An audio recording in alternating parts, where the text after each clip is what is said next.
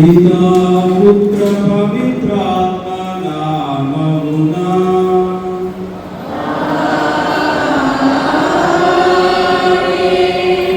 మన ప్రభువైన యేసుక్రీస్తు కృపా, సర్వేశ్వరుని ప్రేమ, పవిత్రాత్మ సహవాసము మీ అందరితో ఉండునుగాక.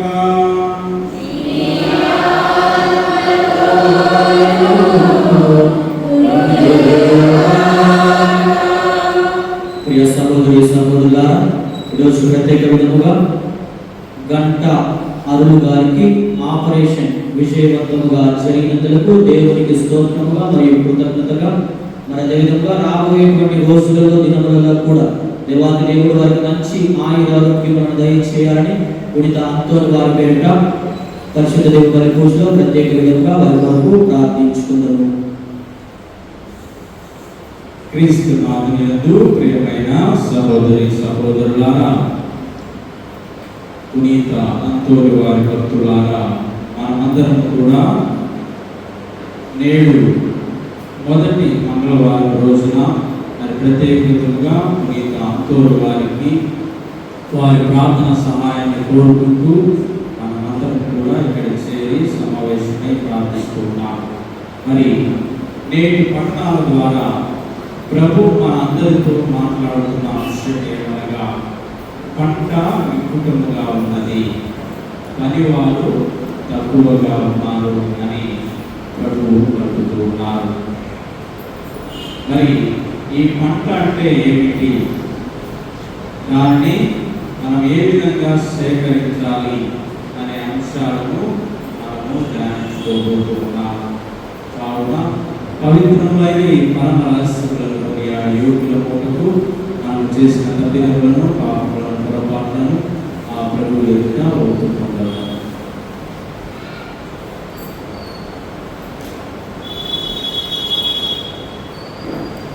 సర్వశక్తి గల సర్వేశ్వరుని చెంతను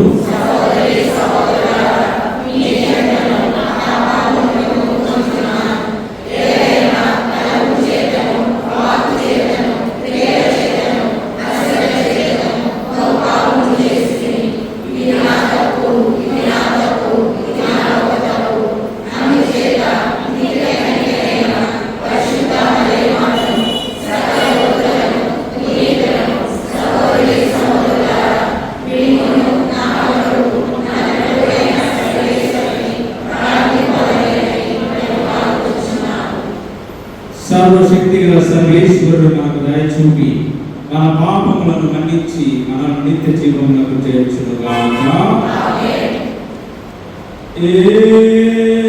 ఏలినవారా దయ చూపండి.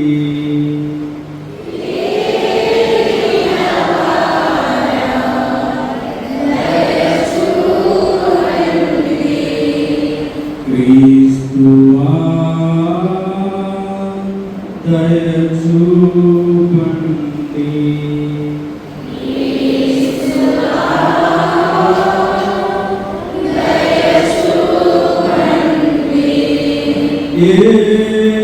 ఏలినవారా దయ చూపండి.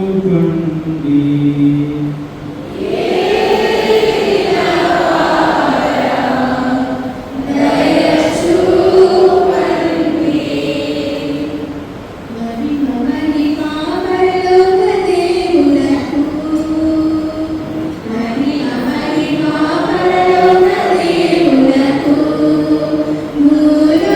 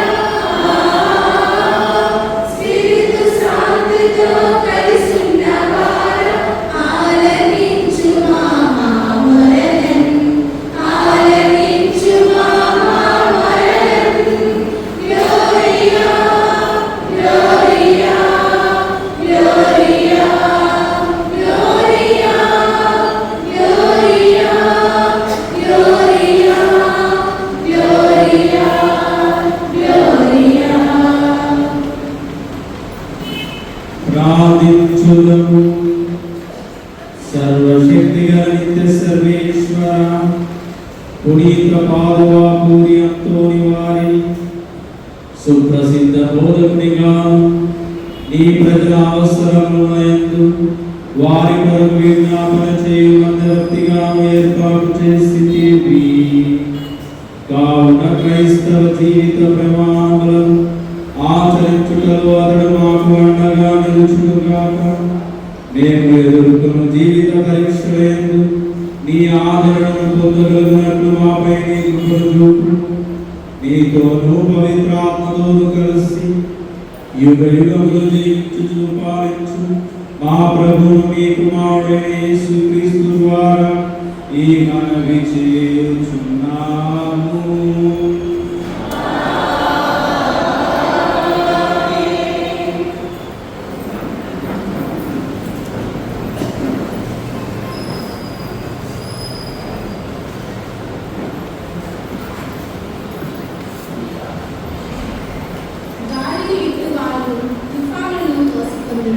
మొదటి పఠనము హోషేయ గ్రంథము 8వ అధ్యాయము 4వ వచనం నుండి 7వ వచనం వరకు మరియు 11వ వచనం నుండి 13వ వచనం వరకు. దేవుడైన ప్రభువు ఇట్లు పలుకుచున్నాడు, నా ప్రజలు నా సమ్మతి లేకలే రాజులను ఎన్నుకొనిరి, నా అనుమతి లేకలే నాయకులను నియమించిరి. వారు తమ వెండి బంగారములతో ప్రతిమలను చేసుకొని తమ వినాశనమును తామే కొని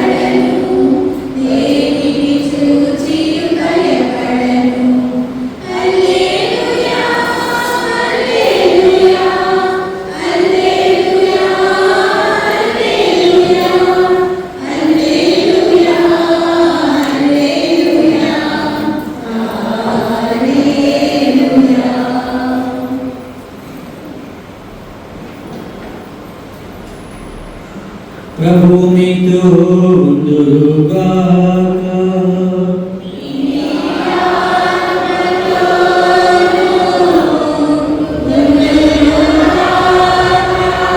పునీత మత్తయి గారు రాసిన పవిత్ర సువిశేషములోని భాగము.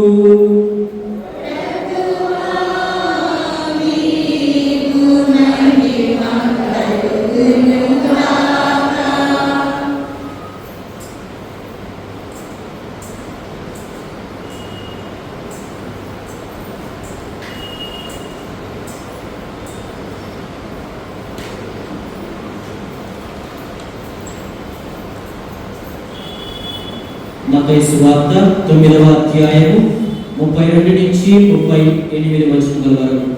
యేసు తన శిష్యులతో వెళ్ళుచుండగా పిశాచము పట్టి నోటి మాట పడిపోయిన మూగవానిని ఒకరిని కొందరు యేసు వద్దకు కొని వచ్చి దయ్యము వెడలగొట్టబడినంతనే ఆ వ్యక్తి మాటలాడసాగింది. అప్పుడు అచ్చటి ప్రజలు ఎల్లరూ ఆశ్చర్యపడుచు, ఇశ్రాయేలు జనులలో ఇట్టిది మేము ఎన్నడూ ఎరుగము అని. కానీ పరిసయ్యులు పిశాచముల నాయకుని సహాయముతో ఇతడు పిశాచములను వెడలగొట్టుచున్నారు అని ఈసడించేది. యేసు అన్ని పట్టణములను గ్రామములను తిరిగి ప్రార్థనా మందిరములలో బోధించుచు పరలోక రాజ్యమును గురించిన సువార్తను ప్రజలకు ప్రకటించుచు జనుల వ్యాధి బాధలనెల్లా పోగొట్టుచుండెను. నిస్సహాయులై బాధలతో మ్రగుచు కాపరి లేని గొర్రెల వలె చెదరి ఉన్న జన సమూహమును చూచి ఆ కరుణామయుని కడుపు తరుగుకొని పోయెను. అప్పుడు యేసు తన శిష్యులతో, పంట మిగుటము కానీ కోతగాండ్రులు తక్కువ, కావున పంటను సేకరించుటకు కావలసిన కోతగాండ్రులను పంపవలసినదని పంట యజమానునికి మనవి చేయుడు అని పలికెను. ఇది క్రీస్తుని సువిశేషము.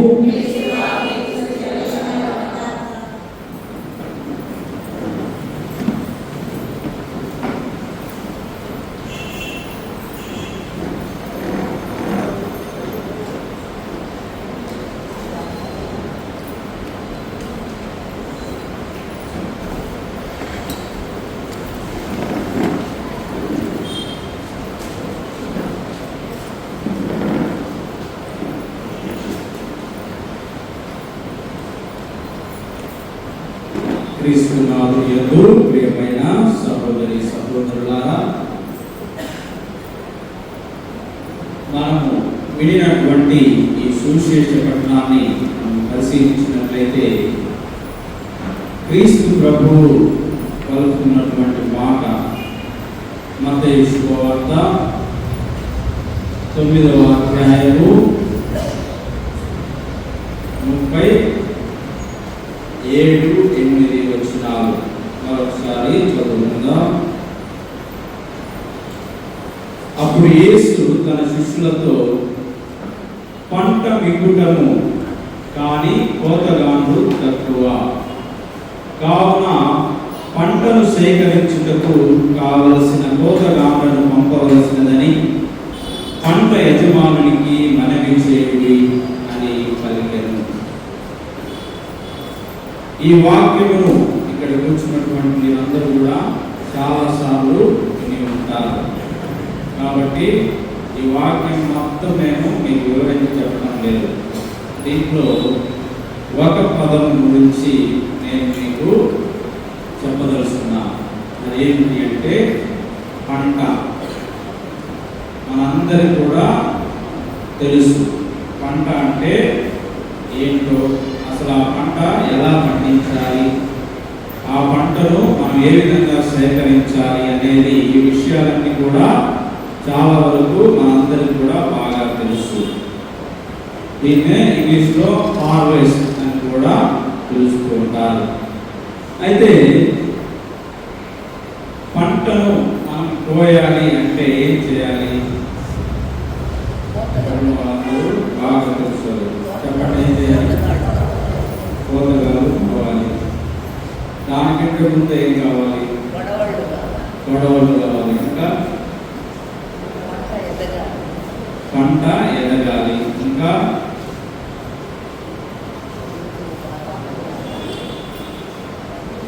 అసలే మీరు మర్చిపోతున్నారు. పంట కోయాలన్నా, పంట ఎదగాలన్నా, గొడవలతో కోయాలన్నా ఏం కావాలి? ముందు నీరు కావాలి, ఇంకా పనివారు కావాలి, ఇంకా దేవుని కృప కావాలి. మీరు చెప్పినవన్నీ కూడా ఎగ్జాక్ట్గా కరెక్ట్, యాప్ట్గా మీరు అన్నీ చెప్పారు. అయితే పంట ఎదగాలి, పంట కోయాలి, నీరు అందాలి అంటే ముందు మనం ఏం చేయాలి? పంట వేయాలి, ఆ విత్తనాన్ని నాటాలి. మనము ముందుగా విత్తనాన్ని నాటాలి. విత్తనాన్ని నాటిన తర్వాతే అది పంట అవుతుంది. పెరిగి పెద్దదై మనం నీరు పోసినప్పుడు తర్వాత దానికి కావలసిన సకాలంలో కావలసిన వనరులన్నీ దాన్ని సమకూర్చినప్పుడు అది పంటగా మారుతుంది. ఆ పంటను మనమందరం కూడా సేకరిస్తాము. అయితే పంట పండాలి అంటే ఏం చేయాలి? విత్తనాన్ని విత్తాలి. మొట్టమొదటిగా మనం చేయవలసినది ఏంటంటే విత్తనాన్ని విత్తాలి. మనము ఏ విత్తనాన్ని అయితే వేస్తే అదే పంట మనకు వస్తుంది. ఇది మనందరికీ తెలిసిన సత్యం. అయితే మనం విత్తనాన్ని విత్తినప్పుడు అదే పంటను మనము పొందుతాము అన్న అంశాన్ని మీకు 2 రకాలుగా వివరిస్తాను. దాన్ని మీరు జాగ్రత్తగా వినండి. అది 2 రకాలు కాదని తర్వాత మళ్ళీ చెప్పాలి. అయితే మొదటి రకం ఏమిటి అంటే విత్తనాన్ని విత్తినప్పుడు అదే మనము కోస్తాము. దీన్ని మన జీవితాలకు అన్వయించుకున్నట్లయితే మనము ఏదైతే విత్తుతామో అదే కోస్తాము. మనము మంచిని పెంచాము అనుకోండి, ఏం కోస్తాము? మంచినే కోస్తాము. చెడును పెంచాము అనుకోండి, ఏం కోస్తాము? చెడునే కోస్తాము. లేదా పగ, ద్వేషము, కుట్ర వీటన్నిటిని మనం పెంచామనుకోండి, నాటామనుకోండి, అది ఏం కోస్తాము? వాటినే మనం కోస్తాము. మరి నేటి సమాజంలో మనం చూసినట్లయితే ప్రతి ఒక్కరూ కూడా ఇదే అనుభవిస్తూ ఉన్నాం. ఒక పెద్ద ధనవంతుల దగ్గర నుంచి నిరుపేద వరకు ఇదే మనల్ని వెంటాడుతుంది. మనం ఏం చేస్తున్నామో, మనం ఏం విత్తుతున్నామో అదే కోయడం అనేది జరుగుతూ ఉంది. ఈ సత్యాన్ని చాలా మంది మర్చిపోతూ ఉన్నారు. దేవుడు నాకు జ్ఞానాన్ని ఇచ్చాడు, నా జ్ఞానంతో నేను ఏదైనా చేయగలను, దేన్నైనా సృష్టించగలను అని చెప్పి ఏం చేశాడు? మానవుడు తన ఉన్నటువంటి మేధాశక్తితోటి ఎన్నెన్నో వస్తువులను సృష్టించి ఉన్నాడు, ఎన్నెన్నో యంత్రాలను సృష్టించి ఉన్నాడు. ఇప్పుడు లేటెస్ట్ ట్రెండ్ ఏంటది? ఏఐ. ఏఐ అంటే ఆర్టిఫిషియల్ ఇంటెలిజెన్స్. ఇది మానవునే రీప్లేస్ చేస్తుంది, మానవునే దాన్ని తీసివేస్తూ ఏఐ అన్ని మానవ ఉద్యోగాలన్నీ కూడా సాఫ్ట్వేర్ ఇంజనీర్స్ అందరూ కూడా దీన్ని చూసి భయపడుతూ ఉన్నారు. మరి ఇది ఎవరు సృష్టించారు? మనమే, మానవుడే దీన్ని సృష్టించాడు. తిరిగి ఏం పోస్తున్నాడు? మనం ఏదైతే విత్తనాన్ని వేసి ఆర్టిఫిషియల్ ఇంటెలిజెన్స్ అని ఒక కొత్త ధనాన్ని మనం ఏదైతే పెంచామో దాన్నే పోస్తూ ఉన్నాం. ఇప్పుడు ఒక మానవుని మేధాశక్తితోటి అది పుట్టింది, కానీ దానివల్ల మానవుని యొక్క ఉద్యోగాలు, మానవుని అది రీప్లేస్ చేయడం అనేది మనము నేటి ప్రపంచంలో చూస్తూ ఉన్నాం.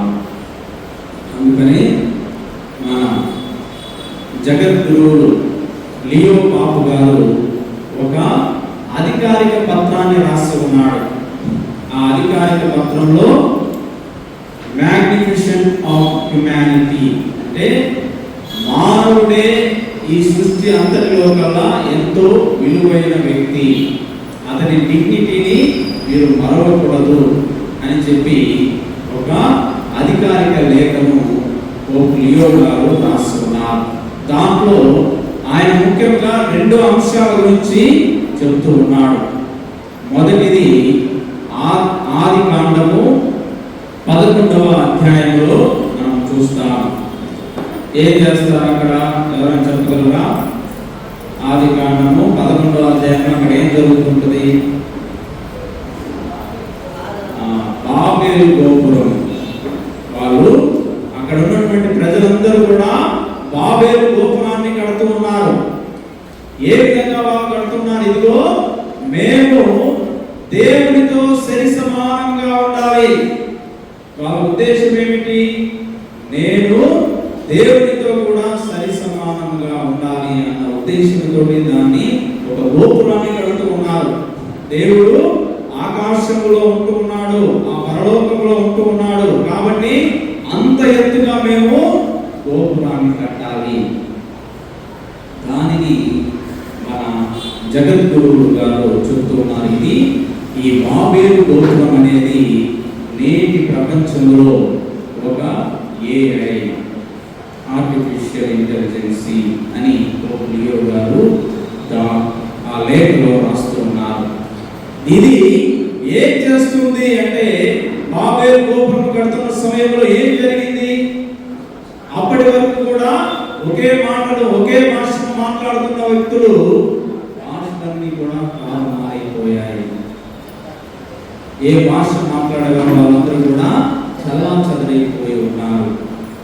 నేటి ప్రపంచంలో మనము చూస్తున్న పరిస్థితి ఇది. ఒక AI అనేది ఒక బాబేలు గోపురాన్ని సూచిస్తుంది. ఇదిగో నేను దీంతో ఏమైనా చేయగలను, AI తోటి నేను ఏదైనా చేయగలను, ఏదైనా సాధించగలను అని విర్రవీగుతూ ఉన్నారు. కానీ దేవుని మేధాశక్తికి AI కాదు కూడా, దానికంటే మించిన ఏదైనా వచ్చినా కానీ దాన్ని దేవునితో సరి సమానంగా ఉండదు. అది ఏ విధంగా అయితే ఆ బాబేలు గోపురం అనేది పడిపోయిందో అదే విధంగా ఇది కూడా నాశనం అవుతూ ఉంటుంది అని చెప్పి పోప్ లియో గారు ప్రకటించుకున్నారు. మరి ఏం చేయాలి? ఇటువంటి పరిస్థితుల్లో మనం ఏం చేయాలి అని చెప్పి దానికి కూడా పోప్ లియో గారు ఆన్సర్ చెప్తున్నారు. అది నెహమ్యా గ్రంథంలో 1వ అధ్యాయము 2వ అధ్యాయము, ఈ 2 అధ్యాయాలను మనం పరిశీలించినట్లయితే అక్కడ పోప్ లియో గారు వివరిస్తున్నారు. ఏమని? ఇదిగో ఈయన నెహమ్యా ప్రవక్త ద్వారా బాబిలోనియాకు కొనుక్కోబడినటువంటి ఇజ్రాయెల్ ప్రజలందరూ కూడా తిరిగి వచ్చి ఉన్నారు. తిరిగి వచ్చి ఇదిగో నాశనమైనటువంటి ఈ యెరూషలేము దేవాలయాన్ని నిర్మించాలని కోరుకుంటూ ఉన్నారు. దానికంటే ముందుగా నెహమ్యా ప్రవక్త చెబుతూ ఉంటాడు. ఆ గ్రంథం అంతా కూడా మనం చదివినట్లయితే మంచిగా అర్థమవుతుంది. ఏమిటి అంటే, వాళ్ళు ఆ పడిపోయినటువంటి యెరూషలేము దేవాలయాన్ని కట్టడానికి ముందు వారు వారి కుటుంబాలను కట్టుకున్నట్టుగా అక్కడ రాయబడి ఉంటుంది. ముందుగా మనమంతా కూడా, మనుషులమైన మనమంతా కూడా ఏకమై ఉందాము, కలిసికట్టుగా ఉందాము. ఆ తర్వాత మనము ఏ పని చేసినా కానీ అది విజయవంతం అవుతుంది అని చెప్పి దాంట్లో ఆ 2 అధ్యాయాలు మనం చదివినప్పుడు అక్కడ మనకు కనిపిస్తూ ఉంటుంది. ఈ 2 బాబేలు గోపురాన్ని నెహమ్యా గ్రంథంలోని ఆ ఇజ్రాయెల్ ప్రజలు కట్టినటువంటి మొదటిగా కట్టబడినటువంటి కుటుంబాలనైతే కానీ, సంఘానైతే కానీ దానిని చూపిస్తూ ఉన్నాడు పోప్ లియో గారు. తర్వాత వాళ్ళు కట్టినటువంటి ఆ యెరూషలేము దేవాలయాన్ని చూపిస్తూ ఉన్నారు. అంటే ఇదిగో ఎవరు ఎంత ఎత్తు ఎదిగినా కానీ మనుషులమైనటువంటి మనము, నీవు నేను ఒకరితో ఒకరము ఐక్యమై ఉండాలి. ముందుగా మనము ఒక కుటుంబముగా ఐక్యమై ఉండాలి, ఒక సంఘంగా మనమంతా కూడా ఐక్యమై ఉండాలి. అప్పుడు మనము పటిష్టమైనటువంటి భవనాన్ని, దేవాలయాన్ని మనం నిర్మిస్తాము. అప్పుడు అది ఏది వచ్చినా కానీ దాన్ని పడివేయలేవు అన్న సత్యాన్ని మన జగద్గురువులు మనకు తెలియజేస్తూ ఉన్నారు. అయితే మనమంతా కూడా ఆ విధంగా ఉంటున్నామా? మనిషికి మధ్య ఏం సంబంధం ఉంది? మనలో కుటుంబానికి మధ్య మనకు ఎటువంటి సంబంధం ఉంది? సంఘంలో మనందరికీ ఏ విధమైనటువంటి సంబంధాన్ని కలిగి ఉన్నాము అని మనము ఆత్మ పరిశీలన చేసుకోవాలి. ఇదిగో ఇది ఆర్టిఫిషియల్ ఇంటెలిజెన్స్ వచ్చింది, మనందరినీ విడగొడుతుంది, మా జీవితాలను నాశనం చేస్తుంది అని చెప్పి అంటూ ఉన్నాము. మనమంతా కూడా దానిని పక్కన పెడితే నీవు నేను మన ఇద్దరికి ఎటువంటి సంబంధం కలిగి ఉన్నాము? నీ కుటుంబము నా కుటుంబం మధ్య ఎటువంటి సంబంధము ఉంది? మా సంఘంలో మనమందరం కూడా ఒక మాట మీద నిలుచుకుంటున్నామా లేదా అని మనల్ని మనము ఆత్మ పరిశీలన చేసుకోవాలి. ప్రియమైన సహోదరి సహోదరులారా, మొదటిది ఏంటిది? మనము ఏది విత్తుతామో దానినే మనం కోయాలి. అందుకనే మత్తయి శుభవార్త 26వ అధ్యాయము 52వ వచనంలో ప్రభువు పలుకుతూ ఉంటారు. ఏమని? కత్తి ఎత్తినవాడు కత్తితోనే నశిస్తాడు అని చెప్పి అక్కడ రాయబడి ఉంది. మనము ఏదైతే ఎత్తుతామో దాన్ని ఖచ్చితంగా కోస్తాము. ఇది ఇప్పుడు మన అందరికీ తెలుసు. మరి మన జీవితాలు ఇంతకు ముందు వరకు ఏ విధంగా ఉన్నాయో దాన్నే మనం కోస్తూ ఉన్నాం. ఇప్పుడు నాకు ఒక మంచి జరగాలి, నా కుటుంబంలో ఒక మంచి జరగాలి, నా సంఘంలో ఒక మంచి జరగాలి, నా వ్యక్తిగత జీవితంలో ఒక అద్భుతం జరగాలి, మంచి జరగాలంటే మనం ఏం చేయాలి? మంచినే నాటాలి. అదే మనము లూకా శుభవార్త 6వ అధ్యాయం 31వ వచనంలో చూస్తాం. ఇతరులు మీకు ఎట్లు చేయవలని మీరు కోరుకుందురో అట్లే మీరును ఇతరులకు చేయాలి. మనము దీన్ని పోయాలి అనుకుంటున్నాము అంటే ఏమి నాటాలనేది మనకు తెలిసి ఉండాలి. నాకు దీంట్లో ఉద్యోగం కావాలి అంటే దానికి మనము ఏ విధంగా తయారు కావాలి అనేది మనకు ఎంతగానో అవసరం. ప్రియమైన సహోదరి సహోదరులారా, మనము ఒక గ్రామంలో అత్త, కోడలు, భర్త, వీళ్ళు ముగ్గురు కూడా ఆ కుటుంబంలో వీళ్ళు ముగ్గురు ఉన్నారు. భార్యాభర్తలు ఇద్దరు కూడా కొత్తగా పెళ్ళైన వాళ్ళిద్దరికి. అప్పుడు భర్తతో భార్య అంటుంది, ఏమండి, ఎందుకండి మీ అమ్మగారు మనకు అడ్డము, మన ఇంట్లో ఆమె అడ్డంగా ఉంది, ఆమెను అనాథాశ్రమానికి పంపించండి, వృద్ధాశ్రమానికి పంపించండి అని చెప్పి ఆమె చెప్తూ ఉంది, కోడలు చెప్తూ ఉంది. అప్పుడు భార్య చెప్తూ ఉంది. భర్త ఏమన్నారు? అప్పుడు ఏం మాట్లాడలేదు, మౌనంగా ఉన్నారు. మళ్ళా మరుసటి రోజు మళ్ళీ భర్తను పిలిచింది. భార్య చెప్తుంది, ఏమండి, ప్రపంచంలో అత్యంత ప్రియమైన భర్త ఎవరో తెలుసా అండి అంటే, ఎవరో నాకు చెప్పు అని చెప్పి తన భార్యను అడిగాడు. ఎవరైతే తన పిల్ల మాట వింటారో వాళ్ళే అత్యంత ప్రియమైన వాళ్ళు, ప్రపంచంలోనే అత్యంత గొప్పవాళ్ళు అని చెప్పి ఆమె చెప్తూ ఉంది. సరే చెప్పు, నేను వింటాను అంటే, ఏం లేదండి, మీ అమ్మగారిని వృద్ధాశ్రమంలో జరిపించండి అని చెప్పి ఆమె చెప్పింది. ఇలా రోజు చెప్తూనే ఉంది.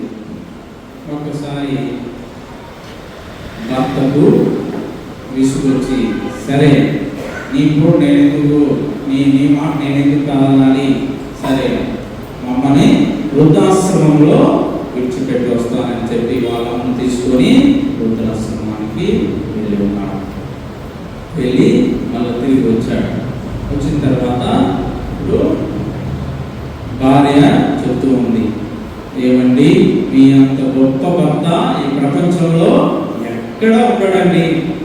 మీరు భార్య మాట విని ఎంత చక్కగా నేను చెప్పిన మాటను చేసి ఉన్నారు.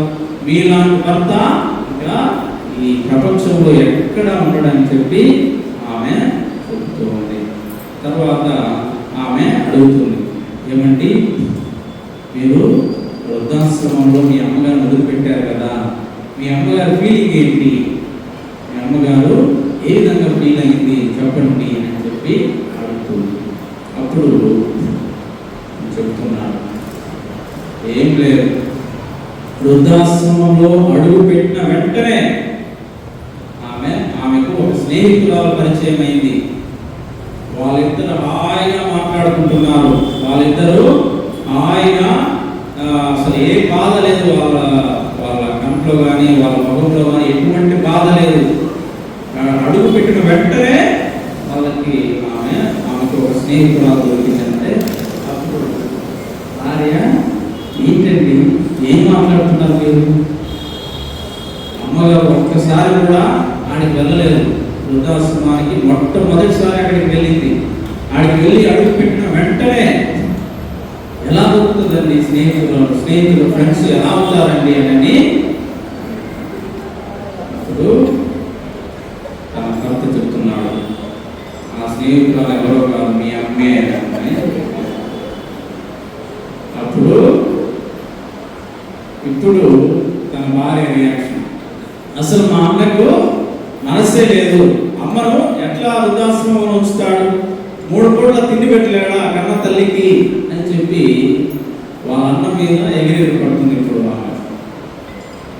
అప్పుడు భర్త అంటున్నాడు, బహుశా మీ అన్న కూడా ప్రపంచంలో అందరికన్నా గొప్ప భర్త కావాలనుకున్నాడేమో, అందుకే అక్కడ వదిలిపెట్టాడంటే, లేదండి అమ్మ ఎంత కష్టపడి పెంచిందండి, అలాంటిది అమ్మని ఎట్లా అట్లా వృద్ధాశ్రమం వదిలిపెడతాడు ఇదని చెప్పి చూస్తాను.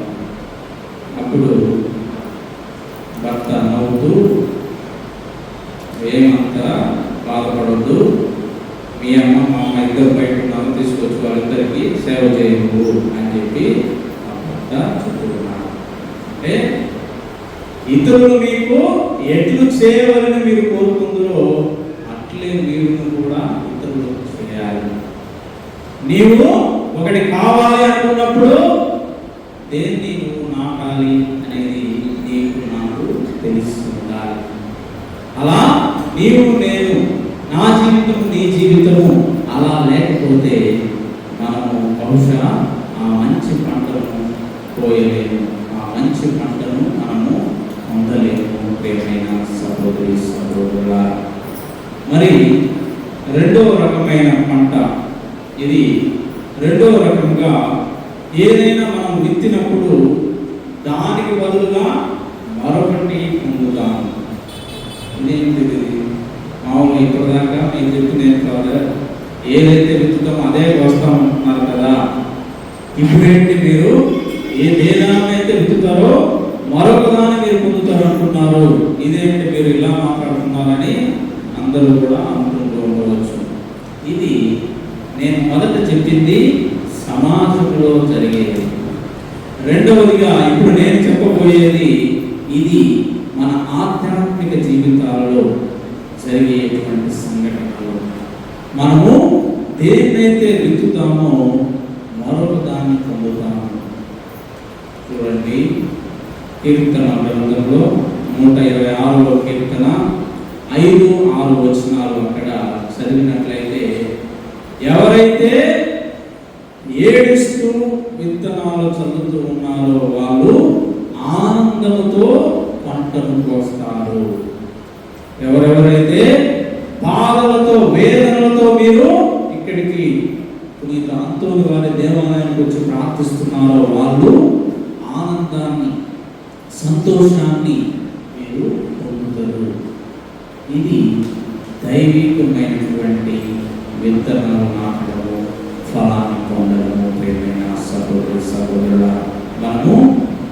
సమూయేలు మొదటి గ్రంథంలో మొదటి రెండు అధ్యాయాలను కనుక మనం పరిశీలించినట్లయితే అక్కడ హన్నా ఏడుస్తూ ప్రార్థిస్తూ ఉంటుంది, నాకు సంతానము లేదు, ఇరుగు పొరుగు వారు ఆ మాటలు అంటూ ఉన్నారు అని చెప్పి ఆమె ఎంతగానో బాధపడి ఆ బాధలన్నీ ఇరుగు పొరుగు వారికి ఎవరికి చెప్పుకోలేదు. డైరెక్ట్గా దేవాలయానికి వెళ్ళి దేవుని ముందు ఏకి ఏడుస్తూ ఆమె ప్రార్థన చేయడానికి మనం అక్కడ చూస్తాము. ఆమె ఏడుస్తూ ప్రార్థించిన ఆమె ఒక మహనీయుడిని కుమారునిగా కన్నది. ఆయనే సమూయేలు ప్రవక్త గారు. ఆయన హన్నాకు పుట్టినటువంటి మొదటి కుమారుడు. ఆమె కుమారుని దేవునికి అంకితం చేసి ఉన్నది. ఆయనే దావీదు రాజుని, సౌలు రాజుని, వీళ్ళందరినీ కూడా అభిషేకించినటువంటి ప్రవక్త. అంటే ఈ దైనందిన జీవితంలో మనము దేనికోసమై మన విత్తనాలను చల్లుతామో, మనం ప్రార్థిస్తామో దాన్ని మనము ఫలితముగా పొందుతాము. మనం ఏడుస్తూ బాధపడుతూ కష్టాలలో ఉంటూ బాధలలో ఉంటూ శ్రమలలో ఉంటూ మనము ఈ దేవుని సన్నిధికి వచ్చి ఉండవచ్చు. కానీ నీవు నీ జీవితంలో నీ కుటుంబంలో అద్భుతాలను చూస్తావు. ఇది మనము ఒకటి విత్తితే మరొకటి పొందడం అంటే ప్రియమైన సహోదరుడా, మరి మనం నేడు చదువుకున్నటువంటి సువిశేష పట్టణంలో మనం విన్నటువంటి మాటలు దేని గురించో మీ అందరికీ కూడా బాగా తెలుసు. ఏమిటి ఇది? పంట విస్తారము, పనివారు తక్కువ అంటే ఏమిటి? ఇదిగో ఈ సువార్త పరిచర్య అనేది మనము చేయాల్సిన ఆవశ్యకత ఎంతో ఉంది. మనము ఇతరులకు సువార్తను ప్రకటించాలి. ఇదే పంట విస్తారమైనది. పనివారం అంటే నీవు నేను ఒక పనివారిగా ఆ పంటను పోయాలి, సువార్తను బోధించాలి అన్నది ప్రభు యొక్క సారాంశం. మరి దీనిని పునీత అంతోని వారి జీవితంలో ఈ స్వార్థ పరిచర్యను మనం ఒకసారి చూసినట్లయితే, స్వార్థ పరిచర్య చేయాలి అంటే ముఖ్యంగా 4 సూత్రాలను పాటించాలి. మొదటిది సువార్తను ప్రకటించాలి, రెండవది సాక్షి జీవితాన్ని జీవించాలి, మూడవది సేవా జీవితాన్ని జీవించాలి, నాలుగవది క్రీస్తు ప్రభువునకు శిష్యులను తయారు చేయాలి. ఇది సువార్త పరిచర్య చేయటము అంటే. అయితే ఈ వీటన్నిటినీ మనము పునీత అంతోని వారి జీవితంలో ఒకసారి చూసినట్లయితే, సువార్తను ప్రకటించడం మొదటిది. ఆయన వాక్కే ఒక ఖడ్గములా సువార్తను ప్రకటించి ఉన్నాడు. ఆయన సువార్త గురించి మనందరం కూడా ఎన్నోసార్లు విని ఉన్నాము. ఆయన బైలొకేషన్ పవర్, ఒకే చోట ఉండి 2 చోట్ల కూడా ఆయన క్రీస్తు ప్రభుని సువార్తను ప్రకటించి ఉన్నాడు. మనము 2 తిమోతి 4వ అధ్యాయం 2వ వచనాన్ని మనం చూసినట్లయితే అక్కడ నీవు నేను సువార్తను ప్రకటించాలి అనుకున్నప్పుడు అది అనుకూల సమయమైన అనానుకూల సమయమైన, అది సరి అయిన సమయమైన లేదా సరికాని సమయమైన నీవు నేను వాక్యాన్ని బోధించడానికి సిద్ధపడి ఉండాలి. అది మొదటిది. పునీత అంతోని వారిని మనము వారి జీవితంలో మనం చూడవచ్చు. సువార్తను ప్రకటించాలి అని ఒక గ్రామానికి వెళ్ళినప్పుడు వాళ్ళు ఎవరు వినలేదు. ఏం చేశాడు ఆయన? అందరికీ తెలుసు. చెరువు దగ్గరికి వెళ్ళి చేతులకు సువార్తను బోధించు ఉన్నాడు. అది అనుకూల సమయమైనా అనుకూలం కానిదైనా సువార్తను ప్రకటించడానికి మనందరం సిద్ధంగా ఉండాలి. అది మనము ఏ ప్లేస్లో ఉన్నా, ఏ స్థలంలో ఉన్నా, ప్రయాణిస్తూ ఉన్నా, ఇతరులతో మాట్లాడుతున్నా మనము సువార్తను ప్రకటించే బిడ్డలుగా మనందరం కూడా మారాలి. ప్రియమైన సహోదరి సహోదరులు, రెండవదిగా సాక్షి జీవితాన్ని జీవించడం. పునీత అంతోని వారే ఆయన జీవితమే ఒక సాక్ష్యంగా ఆయన జీవించి ఉన్నారు. వినయం, పేదరికము, ప్రార్థన, ప్రజలందరి ఎదుట ఆయనే ఒక సాక్షిగా నడుస్తూ ఉన్నాడు. ఆయన ఏదైతే బోధించి ఉన్నాడో దాన్ని ఆయన పాటిస్తూ చూపించి ఉన్నాడు. ప్రియమైన సహోదరి సహోదరులారా, మూడవదిగా సేవా జీవితము. ఆయన పేదల పట్ల, అనగానే వారి పట్ల, జనుల పట్ల ప్రత్యేకమైన శ్రద్ధను చూపించి వారి అవసరాలను తీర్చుటకు ఎంతగానో ఆయన కృషి చేసి ఉన్నాడు. ఆయనే దాని గురించి ఇంకా క్లియర్గా చెప్పాల్సిన అవసరం లేదు. మనం అంతోని వారి బ్రెడ్ని పంచుతాము. ఎందుకని అది బ్రెడ్నే పంచాలనేది మీ అందరికి బాగా తెలుసు.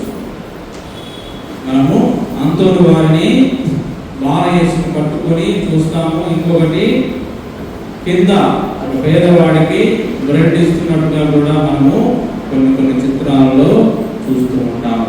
దాని అర్థం ఏమిటి అంటే, ఇదిగో ఆయన సేవా జీవితాన్ని అక్కడ సూచిస్తుంది.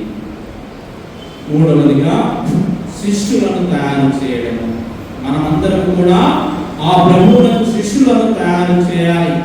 అదే మనము మత్తయి శుభవార్తలో 28వ అధ్యాయంలో చివరి వచనంలో చూస్తూ ఉంటాం. ఇదిగో మీరు ప్రపంచమంతటా తిరిగి పితా, పుత్ర, పవిత్రాత్మ నామమున జ్ఞానస్నానం వసగుచు నా శిష్యులను చేయండి అని చెప్పి ప్రభువు ఇచ్చిన మాట. దానిని ఆయన తూచా తప్పకుండా చేస్తున్నాడు. తప్పిపోయిన వారిని, ఎంతో మందిని ప్రభు మార్గంలోకి చేర్చి ఉన్నాడు పునీత అంతోని వారు. మరి మనమందరము ఆ పునీత అంతోని వారి భక్తులముగా మనమందరం ఇక్కడ చేరి ఉన్నాము. మరి మనము ఆ ప్రభువుని సువార్తను ప్రకటించడానికి ముందడుగు వేస్తున్నామా లేదా అని మనల్ని ఒకసారి ఆత్మపరిశీలన చేసుకోవాలి.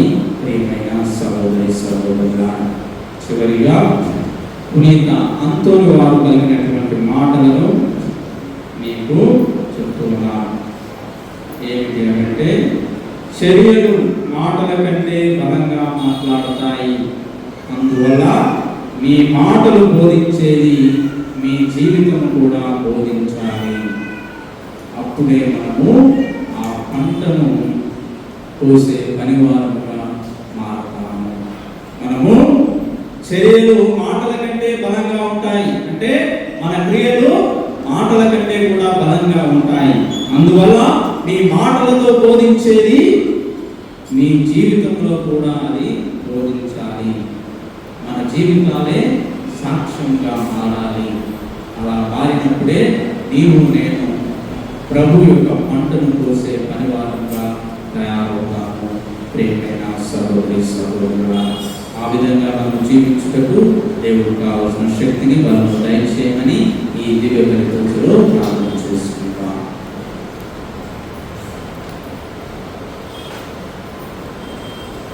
అందరం పైకి లేచి మన విశ్వాస సంఘటనలో కొనియాడుకుంటాము.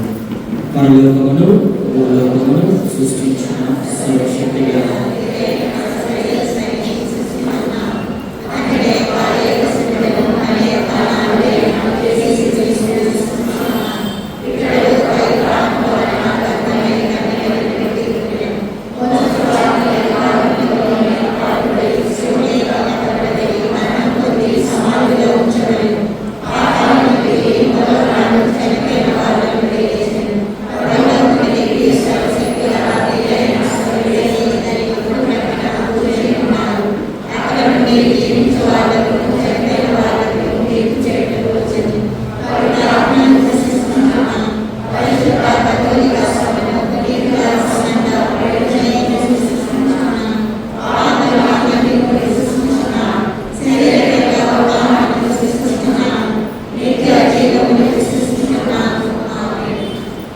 తీసుకొచ్చిన వారు వీటి ముందు తీసుకురావాలని మనం చేస్తున్నాం.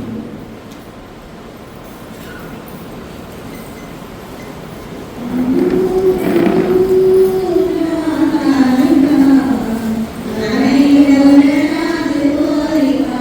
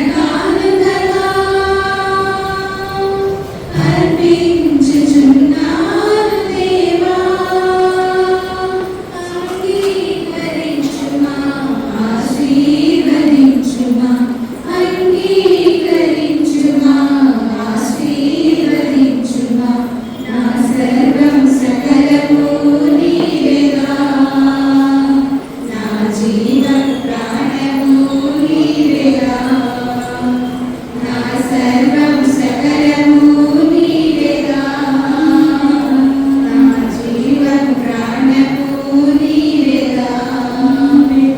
నాలో నీవు, నీలో నేను, నాలో నీవు, నీలో నేను, ఫలింపవలము నీవా, ఫలింపవలము నీవా.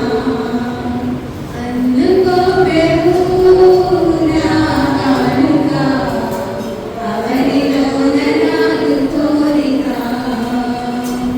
అప్సరసములు, స్తోత్రార్పణలు, ఆత్మశరీరములు, నైవేద్యములు. అప్సరసములు, స్తోత్రార్పణలు, ఆత్మశరీరములు, నైవేద్యములు. మేలైన కానుకగా అర్పించుచున్నాను దేవా. దీవించు నన్ను, మహిమపరచు నిన్ను, దీవించు నన్ను, మహిమపరచు నిన్ను. నా సర్వం సకలము నీవేగా, నా జీవం ప్రాణము నీవేగా, నా సర్వం సకలము నీవేగా, నా జీవం ప్రాణము నీవేగా. నాలో నీవు, నీలో నేను, నాలో నీవు, నీలో నేను, ఫలింపవలము నీవా, ఫలింపవలము నీవా. అందుకో ప్రభువు నా కానుక, అవనిలోన నాకు కోరిక. అందుకో ప్రభువు నా కానుక, అవనిలోన నాకు కోరిక.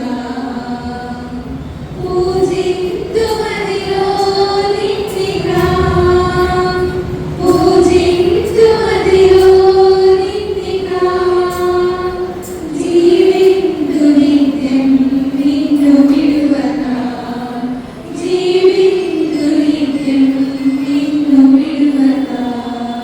నా సర్వం సకలము నీవేగా, నా జీవం ప్రాణము నీవేగా, నా సర్వం సకలము నీవేగా, నా జీవం ప్రాణము నీవేగా. నాలో నీవు, నీలో నేను, నాలో నీవు, నీలో నేను, ఫలింపవలము నీవా, ఫలింపవలము నీవా.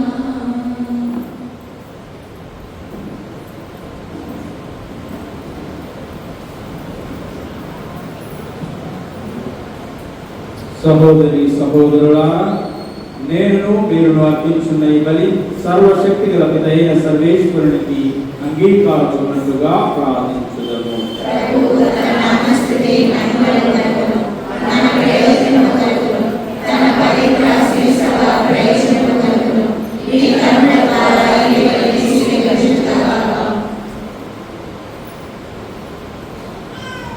ఓ సర్వేశ్వర, పునీత పాదువాపూరి అంతోని వారి స్మరణ దినమున మేము ఆనందంతో సమర్పించు ఈ బలి నీకు ప్రీతిపాత్రముగా ఉండుగాక. అతని ఉపదేశానుసారము మమ్ము మేము సంపూర్ణముగా నీకు సమర్పించుకొని సదా నిన్ను స్తుతించు భాగ్యమును దయచేయము. మా ప్రభు అయిన క్రీస్తు ద్వారా ఈ మనవి చేయుచున్నాము. ఆమేన్.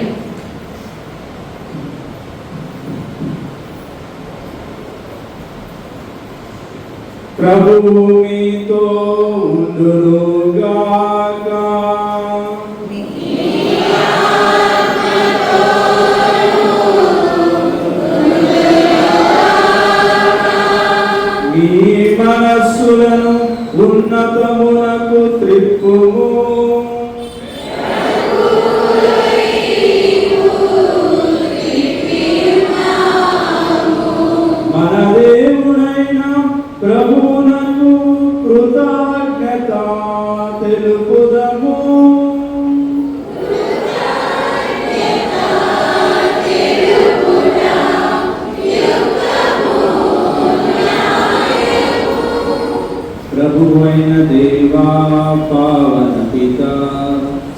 సర్వశక్తి గల నిత్య సర్వేశ్వర, మేము ఎల్లప్పుడూ ఎచ్చోటను నీకు కృతజ్ఞతావందనములు మా ప్రభువైన క్రీస్తు ద్వారా చెల్లించుట యుక్తము, న్యాయము, ధర్మము, రక్షణదాయకము.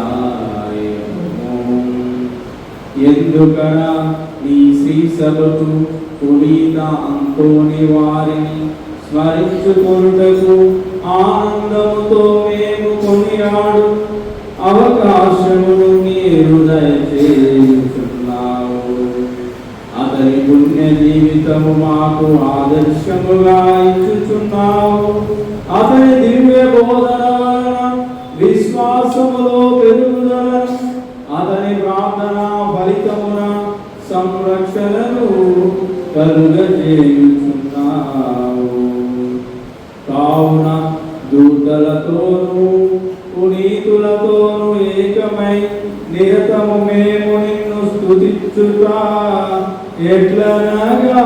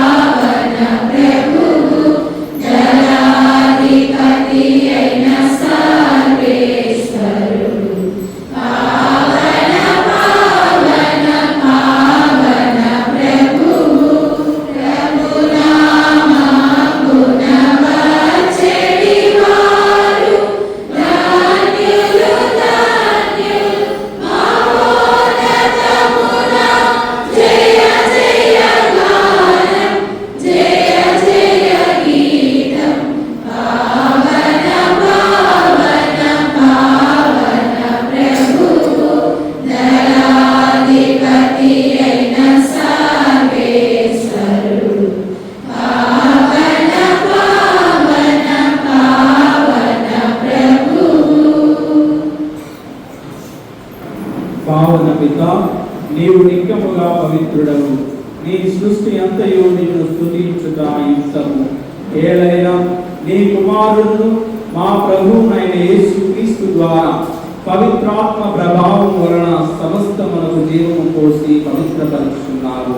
ప్రపంచమాద్యాంతం సూర్యోదయం నుండి సూర్యాస్తమయం వరకు నీ నామమునకు నిర్మలమైన బలిని అర్పించుటకై ప్రజలను నిరతము పిలుచుచున్నావు.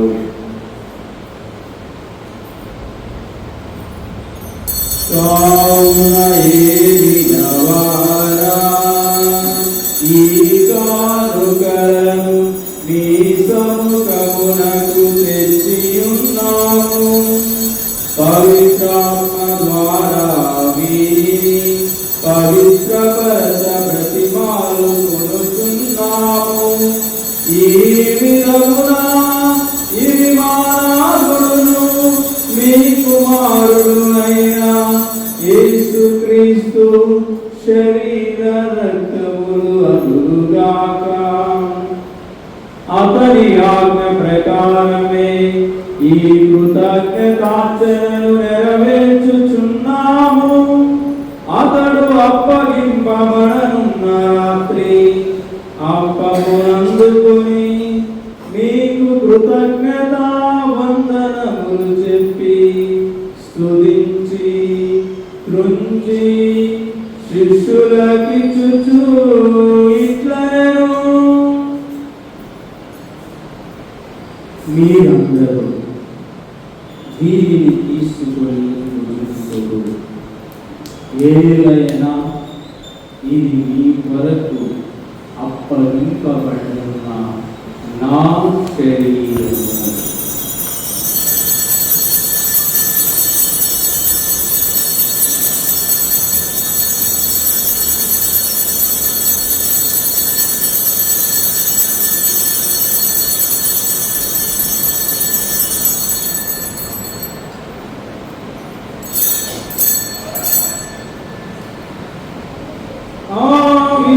వెంటనే భోజనానంతరం పాత్రమునందుకొని నీకు కృతజ్ఞతావందనములు చెప్పి స్తుతించి శిష్యులకిచ్చుచు ఇట్లనెను, మీరందరూ దీనిని తీసుకొని దీని నుండి పానము చేయుడు. ఏలైనా ఇది నూతన నిత్య నిబంధన యొక్క నా రక్తపు పాత్రము. ఇది మీ కొరకును అనేకుల కొరకును పాప పరిహారమునకై ధారపోయబడును. దీనిని నా జ్ఞాపకార్థము చేయుడు.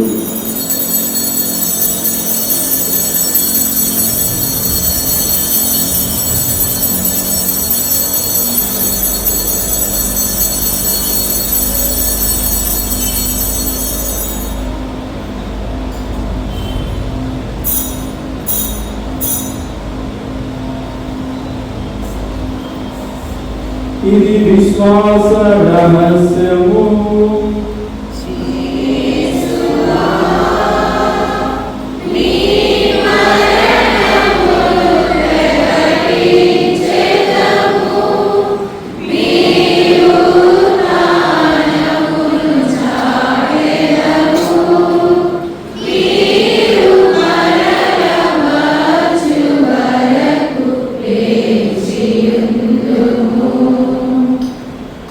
కనుక తండ్రి, నీ కుమారుని రక్షణాయుతులను శ్రమలను అద్భుతమైన ఉత్థానము మోక్షారోహణను స్మరించుచు అతడు మరణా వేయించేనని ఎదురు చూసి మేము ఈ పవిత్ర జీవన బలిని కృతజ్ఞతతో నీకు అర్పించున్నాము. నీ పవిత్ర శ్రీసభ యొక్క కాంతను ప్రీతితో వీక్షింప ప్రతిమానుచున్నాము. తన మరణం ద్వారా మమ్మల్ని నీతో సఖ్యపరిచిన నీ కుమారుని బలిని స్వీకరించుము. మేము అతని శరీర రక్తములతో పోషింపబడి పవిత్రాత్మతో నింపబడి అతని యందు ఏక శరీరం ఏక మనస్సు కలిగి ఉన్నట్లుగా చూపుము. అతడు మమ్మల్ని నీకు నిత్యాత్మలుగా రూపొందించుగాక. నీవు ఎన్నుకున్న పుణ్యాత్మలతోనూ ముఖ్యముగా పవిత్ర కన్యయు దేవమాత అయిన మరియ మాతతోనూ గనులైన నీ అపోస్తులతోనూ మరియ తల్లి భర్తయగు పునీత యేసేపు గారితోనూ వేద సాక్షులతోనూ పునీత అంతోని వారితోనూ సకల పునీతులతో పాటు మమ్మల్ని మోక్ష భాగ్యములకు వారసులను చేయము. ఏలైనా వీరి విజ్ఞాపన ప్రార్థనల నిరోధిక సహాయముపై మేము ఆధారపడి ఉన్నాము. ఓ ప్రభువా, మమ్మల్నితో సఖ్యపరచి బలి లోకమంతటికి శాంతిని శ్రేయస్సును ప్రసాదించినట్లు బ్రతిమాలుకొనుచున్నాము. ఈ లోకమున యాత్ర చేయు నీ శ్రీ సభను నీ సేవకులను మా జగద్గురువులను మా ప్రకాశం అంతోనిదాసు పీఠాధిపతులను తదితర పీఠాధిపతులను గురువులందరినీ నీవు సంపాదించుకున్న ప్రజలందరినీ విశ్వాసమందును ప్రేమయందును దృఢపరచు. నీ చిత్త ప్రకారం నీ సముఖమున చేరి ఉన్న ఈ ప్రజల మనవులను ఆలకింపు. దయగల తండ్రి, నలుదశల చెదరి ఉన్న నీ బిడ్డలందరినీ కనికరించి నీతో ఐక్యపరుచుకొను. చనిపోయిన మా సహోదరి సహోదరులను నీ ప్రేమ యందు ఈ లోకమున వీడిన వారినందరినీ దయతో నీ రాజ్యములో చేర్చుకొను. ముఖ్యముగా ఈనాటి పూజా బలిలో స్మరిస్తున్నటువంటి ఆత్మలను మీ రాజ్యములో చేర్చుకొను. మేమును మధ్యన చేరి నీ మహిమను వీక్షించుచు నిత్యానందమును పొందుదుముగాక.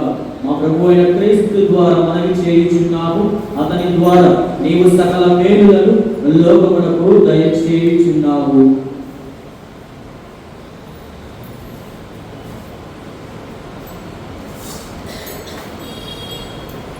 క్రీస్తు ద్వారా క్రీస్తుతో క్రీస్తునందు సర్వశక్తి గల పితయైన సర్వేశ్వరా పవిత్రాత్మతో ఏకమయుండు నీకు యుగ యుగములు గౌరవ మహిమలు కలుగునుగాక.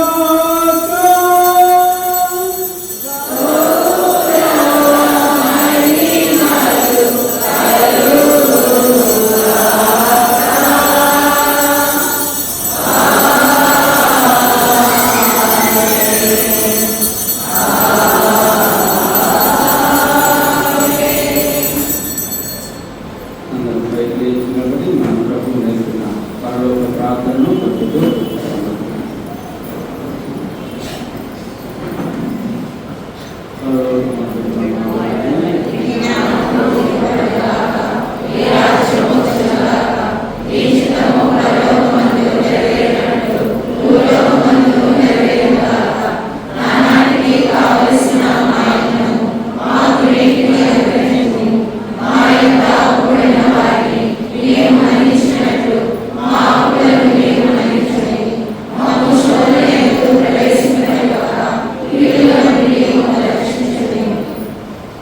ప్రభువా అన్ని కీడుల నుండి మమ్మల్ని రక్షించుము. మాకు ఈ రోజులో శాంతిని ప్రసాదించుము. నీ దయాగ్రహం వలన పాపము నుండి మమ్మల్ని విముక్తులను చేసి అన్ని కలతల నుండి సర్వదా కాపాడుము. మేము మోక్షానందమును మా రక్షకుడు యేసుక్రీస్తు ఆగమనంలో నిరీక్షించుకుందుము.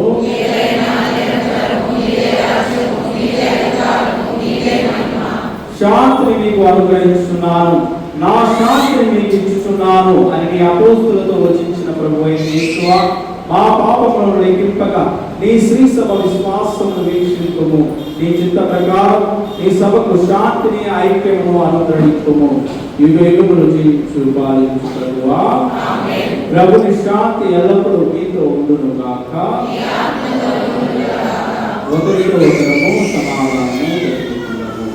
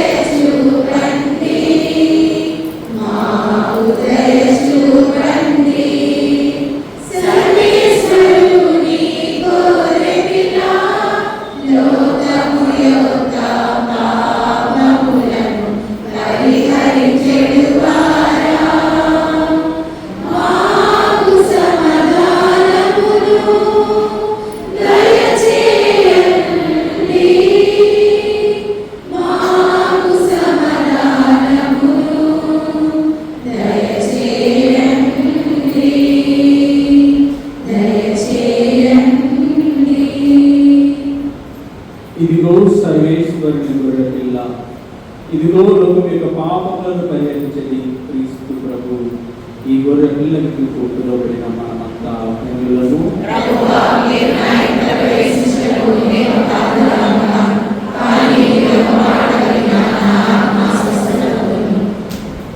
క్రీస్తు ప్రభు శరీర రక్షకులు మనకి మనలను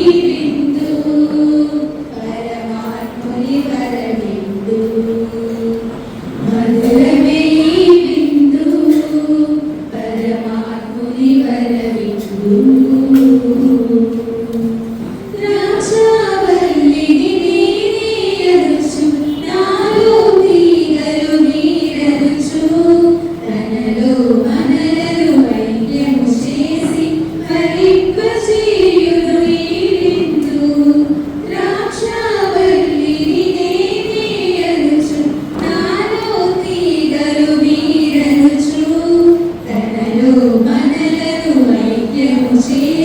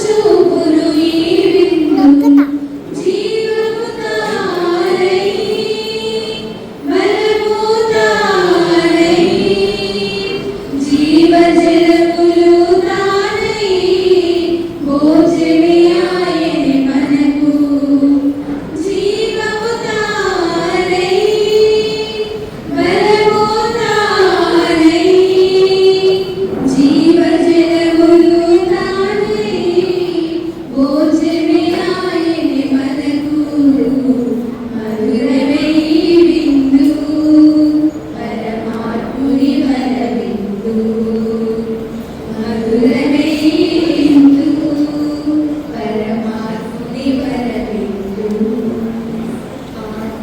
ఆత్మనానందము వసరి ప్రభు యేసుని అద్భుత విందు ఆత్మనానందము వసరి ప్రభు యేసుని అద్భుత విందు జీవము తారై బలము తారై జీవజలములు తారై భోజమే ఆయనే మనకు మధురమే విందు పరమాత్ముని వరవిందు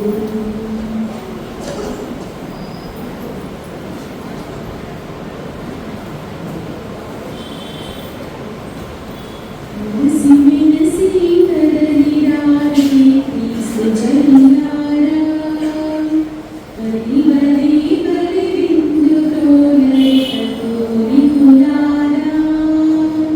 మనసి మనసి కదలిరారే క్రీస్తు జనులారా బలి బలి బలి విందులో నైతోనికులారా కరుణామయ వరదానమిది దైవ ప్రజలారా శరణాగత సంరక్షణిది స్వామి విదులారా కరుణామయ వరదానమిది దైవ ప్రజలారా శరణాగత సంరక్షణిది స్వామి విదులారా కలసి మెలసి కదలిరారే క్రీస్తు జనులారా హరి హరి హరి విందులో కదలికులారా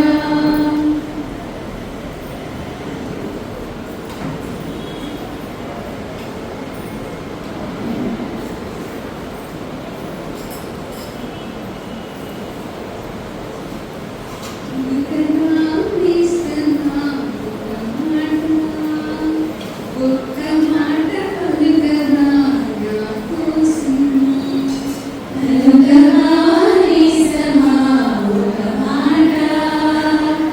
ఒక్క మాట పలుకగా నా కోసం ఎదురు చూస్తున్నా నీ మాట కోసం ఎదురు చూస్తున్నా నీ మాట కోసం ఓ మాట చాలు నే ధన్యురాలనవుతా ఓ మాట చాలు నే ధన్యురాలనవుతా పలుకగా పలుకగా నా యేసయ్యా పలుకగా పలుకగా నా యేసయ్యా పలుకగా పలుకగా నా యేసయ్యా పలుకగా పలుకగా నా యేసయ్యా పలుకగా నిజమా ఒక్క మాట పలుకగా నా కోసం పలుకగా నిజమా ఒక్క మాట పలుకగా నా కోసం పునీత అంతోని వారి గౌరవార్థము 13 మంగళవారముల భక్తి. మొదటి మంగళవారం ప్రారంభ ప్రార్థన ధ్యానము అద్భుతములను చేయుట. సత్య శ్రీ సభలో అద్భుతములను చేయుటలో పేరెన్నగన్న సాటిలేని మేటి పునీత పాలువాపుర అంతోని వారిని నిస్సందేహముగా చెప్పవచ్చును. ఈ పునీతిని మధ్యవర్తిత్వము అతని వేడుదల వలన దేవుడు అనుచిన అద్భుతములను లెక్కించుట అసాధ్యం. ఇది విశ్వాసులందరికీ తెలిసిన సత్యం. ఈ కారణమును బట్టియే వారు అంత భక్తి శ్రద్ధలతో అంతోని వారికి మొరపెట్టుటయు వారి మొరను ఆలకించుటయు జరుగుచున్నది. పునీత అంతోని వారి ఎడల భక్తి పెంపొందించుకొనుట మానవాళికి ఎంతో శ్రేయస్కరము. ఈ లోక సంబంధమైన కోరికల కొరకు, వస్తువుల కొరకు అంతోని వారిని వేడుకొనుటలో తప్పు లేదు. ఆ వేడుకోలు దృఢ విశ్వాసముతోను, నమ్మికతోను, క్రైస్తవ వినయ విధేయతలతో నిండి ఉండి ఆ కోరికలు వస్తువులను పొందుట ఆధ్యాత్మిక అభివృద్ధికి ఏమాత్రము ఆటంకము కారాదు.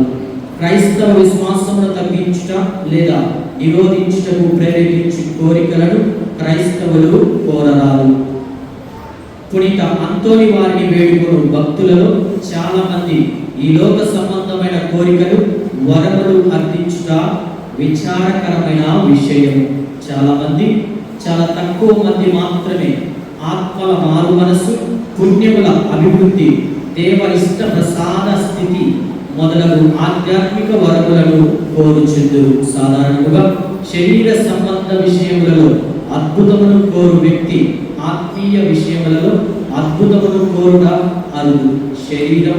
శరీరావసరముల కన్నా ఆత్మీయ కోరికలు, అశాశ్వత కోరికల కన్నా శాశ్వత కోరికలు, ఈ లోక సంబంధమైన కోరికల కన్నా స్వర్గ సంబంధమైన కోరికలు శ్రేష్టమైనగా మానవులు అనేకులు భూలోక సంబంధమైన వాటిని అధికముగా కాంక్షించుట ఎంత మాత్రము తగదు. ఇప్పుడు మనమందరం కలిసి పునీత అంతోని వారి ప్రార్థనను ప్రార్థించుకున్నాము. అందరము కలిసి సాధు స్వభావమును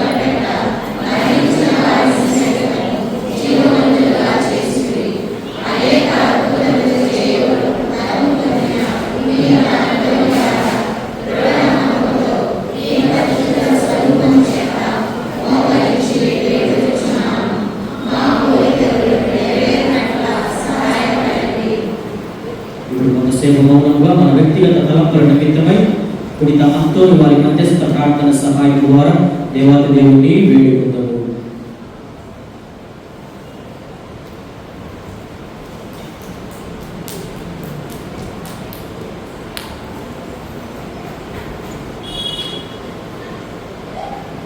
అందరూ కలిసి మిమ్మలను ఆశ్రయించుకుంటున్నాను.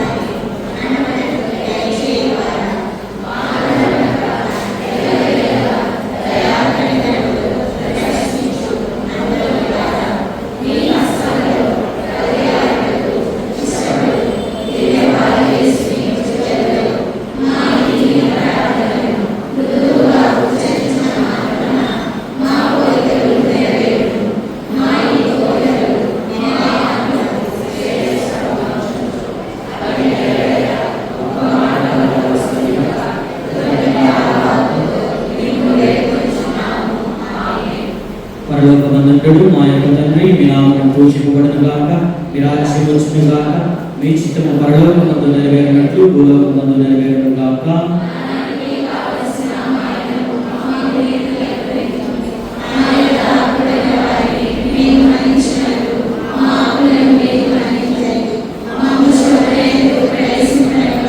మీ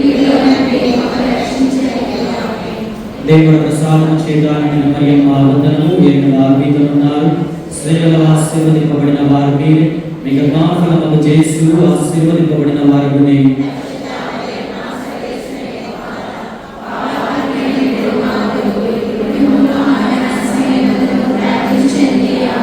పితకు పుత్రునకు పవిత్రాత్మకు మహిమ కలుగును గాక.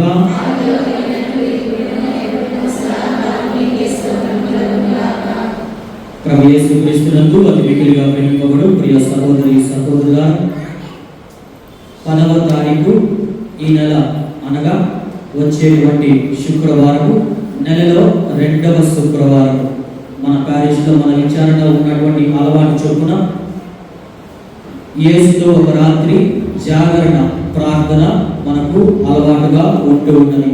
కాబట్టి వచ్చేటువంటి శుక్రవారము రాత్రి 10 గంటలకు జపమాలతో ప్రారంభించుకొని తదనంతరము ఆరాధన ప్రారంభించి తరువాత 3 గంటలకి, తెల్లవారుజామున 3 గంటలకి దివ్య కారుణ్య జపమాల ప్రార్థనను ప్రార్థించుకొని తర్వాత 4 గంటలకి పరిశుద్ధ దివ్య బలి పూజతో ఆ ఆధ్యాత్మిక కార్యక్రమము ముగించబడుతుంది.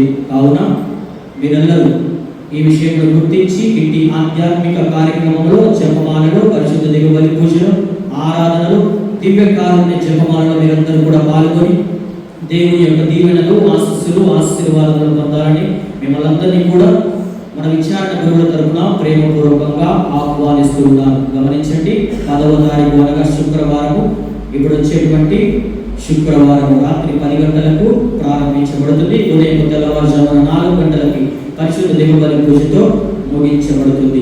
కాబట్టి మీరందరూ కూడా దేవుని యొక్క దీవెనలు పాల్గొని పొందాలని మిమ్మల్ని కూడా ప్రేమపూర్వకంగా ఆహ్వానిస్తున్నారు. ఈరోజు ప్రత్యేక విధముగా పునీత అంతోని వారి స్వరూపమునకు, తేరు ప్రదక్షిణకు మరి పూల అలంకరణ నిమిత్తమై మరి సహాయపడినటువంటి వారు గంట అరువు గారికి మన విచారణ గురువుల తరపున, మన విచారణ తరపున ప్రత్యేకమైనటువంటి ధన్యవాదాలు, కృతజ్ఞతలు తెలియజేస్తున్నాం. అందరం గట్టిగా చెప్పబడి వారి కృతజ్ఞతలు తెలియజేస్తున్నాం. మరి అదేవిధంగా ఈ నెల మొదటి మంగళవారము ఈనాటి దివ్య బలి పూజకు మన మధ్యకి విచ్చేసి దివ్య బలి పూజను సమర్పించి మరి చక్కటి వాక్య పరిచయం చేసినటువంటి గురువర్యులు అల్లూరు నుంచి ఫాదర్ గోన పీటర్ గారు, అల్లూరు విచారణ మరియు స్కూల్లో ఫాదర్ గారు అక్కడ పనిచేస్తున్నారు. స్కూల్లో ప్రిన్సిపల్గా మరియు ఒక పక్క విచారణ బాధ్యతలను చేపట్టి చక్కగా గత 2 సంవత్సరాల నుంచి కూడా అన్ని బాధ్యతలను చేపట్టి చక్కగా నిర్వర్తిస్తున్నారు. మరి ఈనాడు గత 2 వారాలుగా మరి ఫాదర్ కోరిక మేరకు, మన విచారణ గురువుల కోరిక మేరకు మరి ఫాదర్ గారిని సంపాదించి అడిగినప్పుడు మరి ఒప్పుకొని ఎంతో మన మధ్య ప్రేమతో ఇచ్చేసి మరి చక్కటి దివ్య బలి పూజను సమర్పించి మరి మంచి వాక్య పరిచయం చేసినటువంటి మరి పీటర్ ఫాదర్ గారికి ప్రత్యేకమైనటువంటి మన విచారణ గురువులను కూడా మన విచారణ సదస్సుల అందరి తరఫున ప్రత్యేకమైనటువంటి ధన్యవాదాలు, కృతజ్ఞతలు తెలియజేస్తున్నాం. Thank you.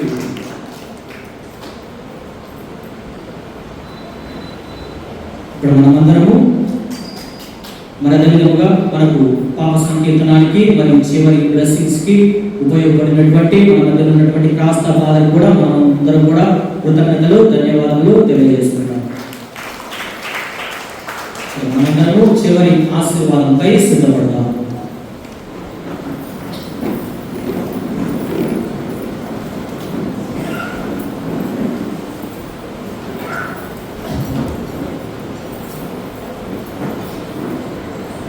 ప్రార్థించుదము.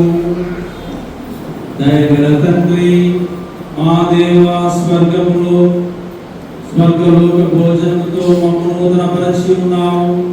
పునీత పాదువా పూరి అంతోని వారి ఆదర్శమును సలహాలను అనుసరించి దివ్య సప్రసాదము నిమిత్తమై మేమెల్లప్పుడూ నీకు కృతజ్ఞతాస్తుతులు చెల్లించుచు జీవిత యాత్రను సాగింతుముగాక. మా ప్రభు అయిన క్రీస్తు ద్వారా ఈ మనవి చేయుచున్నాము.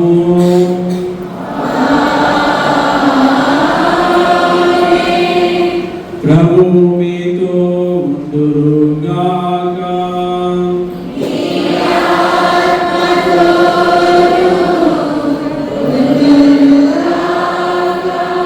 సర్వ సర్వశక్తి గల సర్వేశ్వరుడు పితా పుత్ర పవిత్రాత్మ మిమ్ము ఆశీర్వదించి కాచి కాపాడును గాక.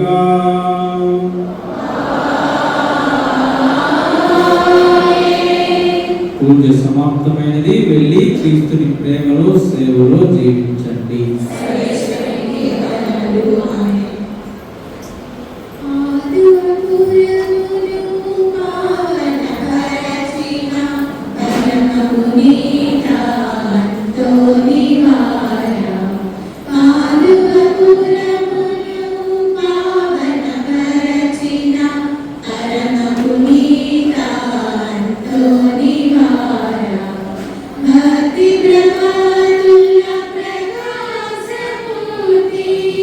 భక్తి